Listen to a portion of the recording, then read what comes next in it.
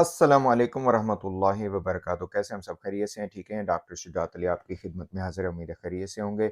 Social issue सीमा हैदर का जिसके हवाले से हमारी कवरेज जारी है। हमारी कोशिश है कि ये रिकन्सिलिएशन हो, दो वोलेटाइल कंट्रीज़ के दरमियान ये एक इशू है, वोलेटाइल बॉर्डर्स हैं। अगरचे हमारी जो कम्युनिटीज़ हैं, आम लोग हैं, मैं भी जिसमें शामिल हूँ, सबकी कोशिश ये होती है कि हम आहंगी से मसले को हल करें, लेके आगे चलें।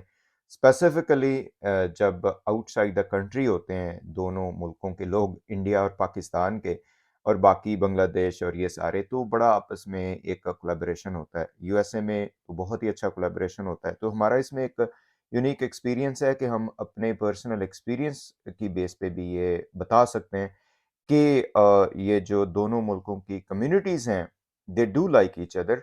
वो एक-दूसरे से बात करना चाहते हैं, एक-दूसरे के कल्चर से फ़ायदा उठाना चाहते हैं एंड इस तरह के जो मसाइल हैं, उनको मिल बैठ के हल करना चाहते हैं।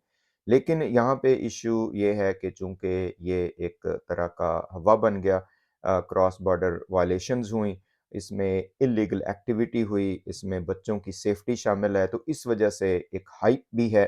स्पेसिफिकली इंडियन मीडिया में इसकी ज़्यादा हाइप है और आप सबको पता है कि ऑन वेरियस ओकेजन्स जो हमारे इंडियन मीडिया के ब्रदर्स एंड सिस्टर्स हैं, दोस्त हैं, जर्नलिस्ट हैं, वो अजीब सा रंग इसको देते हैं कि ये प्यार मोहब्बत की कहानियाँ हैं और इंडिया की इसमें जीत है।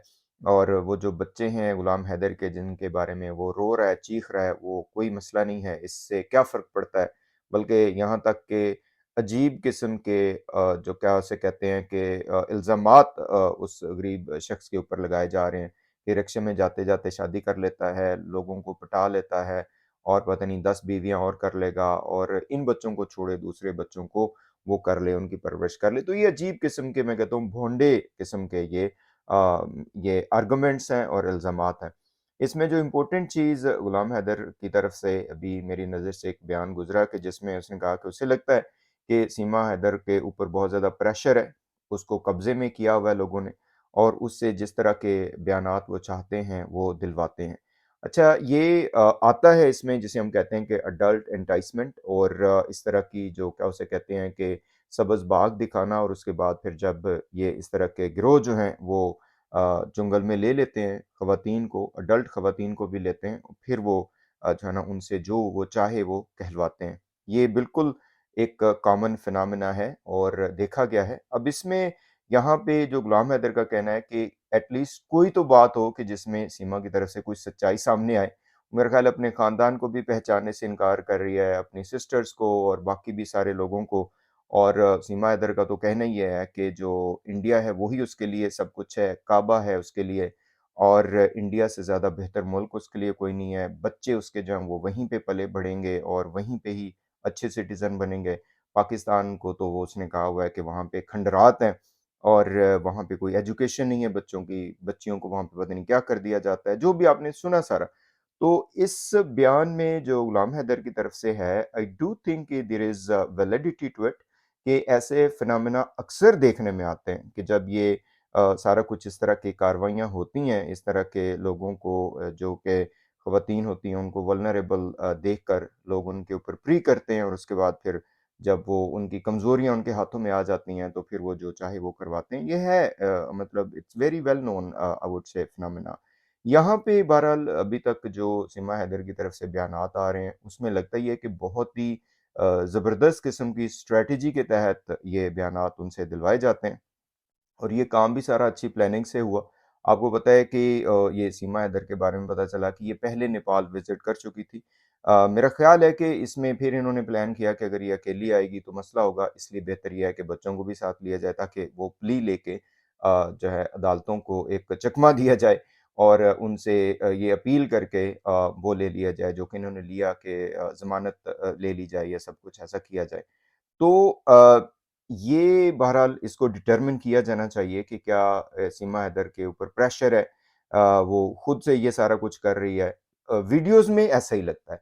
अच्छा ये बयानात जब सामने आते हैं तो उसमें लगता यही है कि बिल्कुल सदाकत है। उसमें लगता यही है कि जो बंदा कह रहा है जिसको ज़ाहिर है जो इसमें होता है जो विक्टिम होता है जिसे हम कहते हैं, वो सही बातें कर रहा है, बिल्कुल ऐसा ही है। ये बहुत कॉमन फिनोमेना हमने देखा, ये जो बच्चियों को एंटाइस किया जाता है, यंग बच्चियों को, 12-12 साल की बच्चियों को। तो वो जब इधर मीडिया पे आके बात करते थे तो लगता ऐसा था, सारे लोग यही समझ रहे थे कि ये सारा कुछ ठीक है। लेकिन बाद में जो चीज़ें सामने आईं उससे पता चला कि नहीं, इनको सिखाया जाता था, इनको एक स्क्रिप्ट दिया जाता था। ये कराची की मऊविया बच्ची जो है उसने खुद ये बयान दिया है, अदालत में ये बयान दिया है कि जी एक स्क्रिप्ट दिया जाता था, प्रिपरेशन करवाई जाती थी कि जब आप वीडियो पे हैं तो आपने ये कुछ कहना है। और एक मशहूर ज़माना कज़ाबा गिरोह, जो कि सबको पता है कि चाइल्ड एंटाइसमेंट करते रहे, चाइल्ड ग्रूमिंग करते रहे, चाइल्ड ट्रैफिकिंग को प्रमोट करते रहे और उसके साथ-साथ चाइल्ड मैरिज को प्रमोट करते रहे। तो उनके झूठ सारे हमने आपके सामने रखे, वो भी इसी तरह का चक्कर देते थे, फ़ाल्स नैरेटिव, झूठा नैरेटिव लोगों के सामने रखे। और उनका कहना ये था, पंजाबी में ये मैं कहता हूँ कि माड़ियाँ माड़ियाँ भी नस जानियाँ ने, मीन्स बहुत यंग बच्चियाँ 9-9 साल की, बल्कि इन्होंने कहा कि वो भी घरों से भाग जाती हैं। तो ये एक झूठा नैरेटिव था उनका और इस आड़ को लेके सारा कुछ सच साबित करने की कोशिश कर रहे थे, जो कि पाकिस्तान की अदालतों ने उसको झूठ साबित किया। सबसे बड़ा झूठ इन लोगों का ये था कि वो बच्ची की एज को इन्होंने लोगों के सामने रखा कि वो 11 साल की या 14 साल की नहीं है। बाद में जब वो एक साइंटिफिक तरीके से मेडिकल बोर्ड बना, तो उसमें सारा कुछ प्रूव हुआ। तो यहाँ पे ये बात कहने की है कि इस तरह के जो लोग होते हैं, जो इस तरह के झांसे में आते हैं, वो बिल्कुल इस तरह के बयान देते हैं कि मैं तो जी बड़ी खुश हूँ, मैं तो जी बस यहाँ पे, बल्कि यहाँ तक कि वो बच्ची से उन्होंने ये भी बयान दिलवाया था कि खुदकुशी हो जाएगी अगर सेपरेट किया गया तो। तो यहाँ पे गुलाम हैदर की इस बात को मैं समझता हूँ कि डिटरमिन किया जाना चाहिए।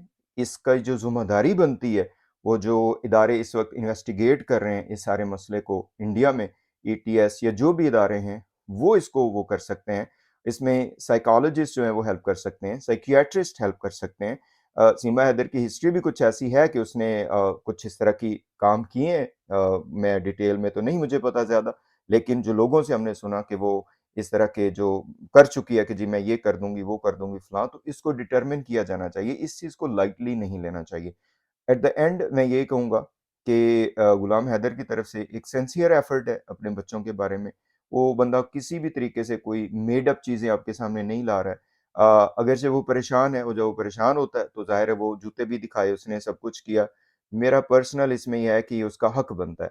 एक बंदे का घर छीन लिया, उसके बच्चे छीन लिए, उसकी पूरी जमा पूँजी छीन ली, चाहे वो सीमा ने खुद की या किसी के कहने पे की या किसी के झांसे में आके की, कि जिसमें जो ये सचिन मीना और इसकी पूरी फैमिली लग रहा है शामिल है। ऐसे तो नहीं इन्होंने आधार कार्ड बनवा लिए, जाली सारा कुछ कर लिया।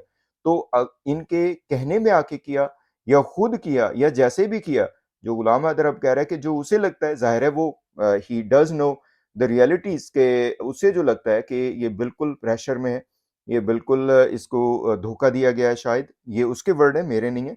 मैं ये कह रहा हूँ कि इसको डिटरमिन किया जाना चाहिए, क्योंकि ये फिनोमेना बड़ा कॉमन है। इस तरह के जो लोग जब चकमे में आ जाते हैं और जब वो हेल्पलेस फ़ील करते हैं, तो फिर वो जिस तरह के चाहे बयानात उनसे दिलवा लें। इसमें इम्पोर्टेंट ये है हमारी तरफ से कि रिकन्सिलिएशन की तरफ जाना चाहिए। एपी सिंह जी को भी रिकन्सिलिएशन की तरफ जाना चाहिए। और रोशन अज़ीम साहब जो हैं, उनकी तरफ से पहले ही ऑफ़र है कि एडवाइस सिंसियर उनकी ये है कि ये जो बच्चे हैं, इनके हवाले से बिल्कुल मिल बैठ के जो कवानीन है, उसके मुताबिक अमल होना चाहिए।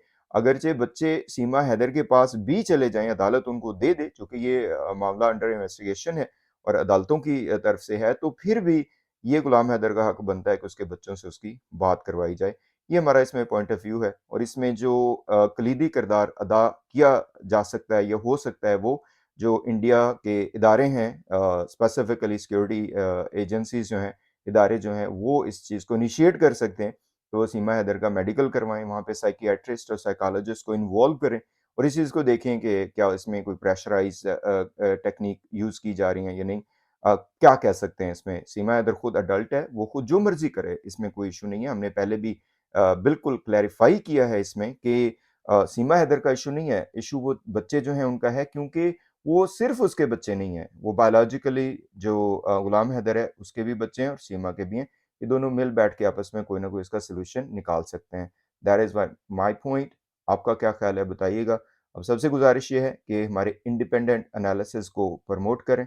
आप हमारा साथ दें, आप अपने कमेंट से नवाज़ा करें और अगर आप हमसे डिसएग्री करते हैं तो फिर तो लाज़मी बताइए ताकि हम मज़ीद इसमें जो आपके पॉइंट्स हैं उनको शामिल कर सकें। अस्सलामु अलैकुम व रहमतुल्लाहि व बरकातहू।